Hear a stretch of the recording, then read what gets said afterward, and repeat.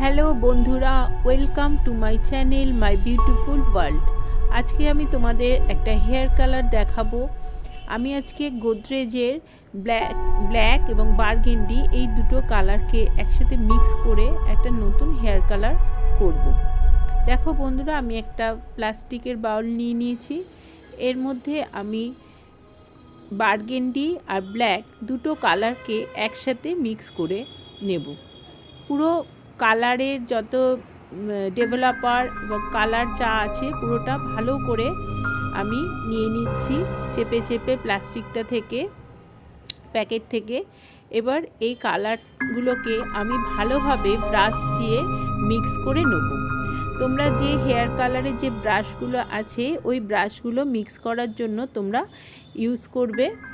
দেখো, খুব ভালোভাবে কালারগুলোকে তোমরা মিক্স করে নেবে এইভাবে। আমি দেখো ক্লায়েন্টের হেয়ারটাকে আমি 4টে সেকশানে ভাগ করে নিয়েছি।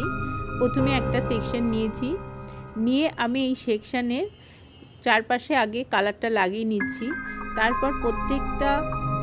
তারপরে সেকশান থেকে আমি ছোট ছোট করে পার্টিং নেব, নিয়ে পুরো হেয়ারগুলোকে ভালো করে কালার লাগাবো। এবং কালার লাগাতে লাগাতে আমি বারবার করে কোম করব, যাতে আমার ছোট ছোট হেয়ারগুলো ঠিকঠাক মতো কালার লেগে যায়। দেখো বন্ধুরা, আমি কিভাবে কালারটা লাগাচ্ছি। তোমরা এইভাবে বাড়িতে কালার লাগাবে, ট্রাই করবে, দেখবে খুব ভালোভাবে হেয়ারগুলো কালার হবে এবং একটাও গ্রে হেয়ার ছাড়া যাবে না।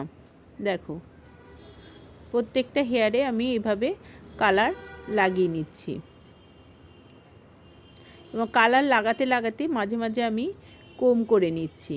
দেখো,